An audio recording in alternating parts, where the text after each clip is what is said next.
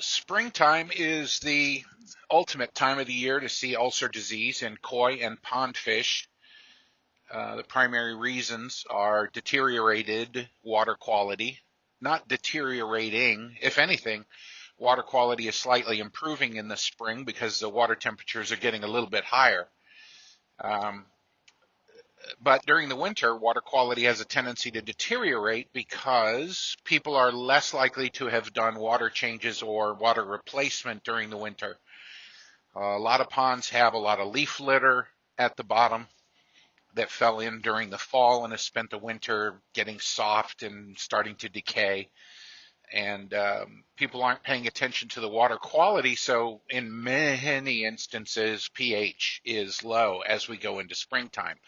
And any of the leaf litter that's been at the bottom of a pond has leached a lot of tannins or the tea color into water.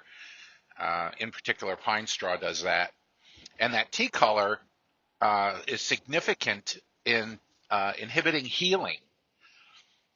So any sores or scratches or anything that the fish get on them in the springtime have a greater tendency to infect and or not to heal in tannin-rich water. If you got fish last year during the middle of the summer or later when the water was warm, a lot of times they'll come in with parasites if you didn't quarantine them or treat them empirically. And these parasites don't hurt the fish as much during the summer when their immune system is all up. So you really don't know you have a problem until the fish go to sleep for the winter. And then in the spring, when the water temperatures start to come up, these parasites activate against fish that are cold with minimal immune system. And then all of a sudden the parasites are an actor, with the question being, where did they come from? Well, they came in last year on unquarantined fish.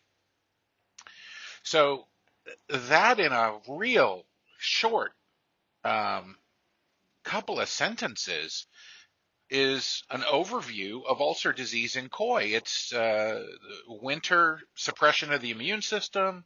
It's the fish haven't eaten in a while. It's deteriorated water quality and chilling. It's parasites that might be coming up in the spring.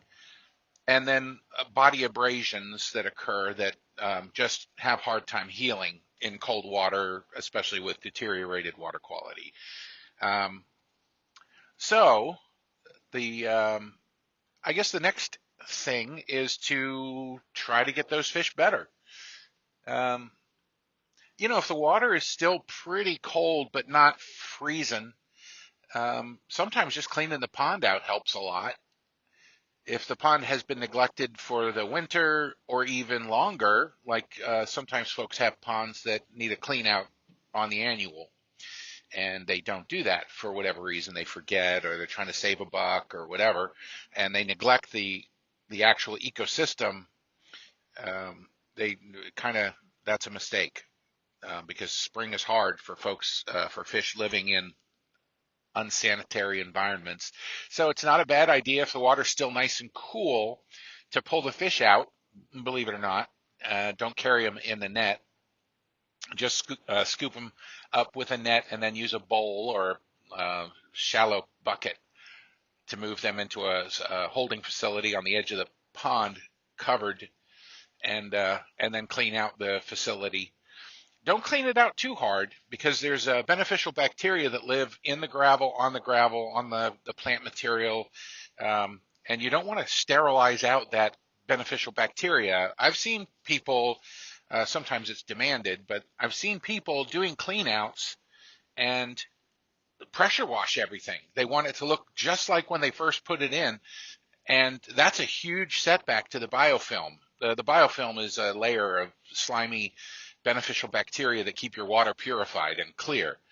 And if you decimate that biofilm, you're going to go through a whole brand new cycle of water clarifying and nitrogen breakdown and the whole thing. It's kind of a thing. So maybe if you're dealing with bacterial ulcer disease in the spring, it's not a bad idea if you're supposed to is clean out the pond. Diagnose or treat concurrent parasitism.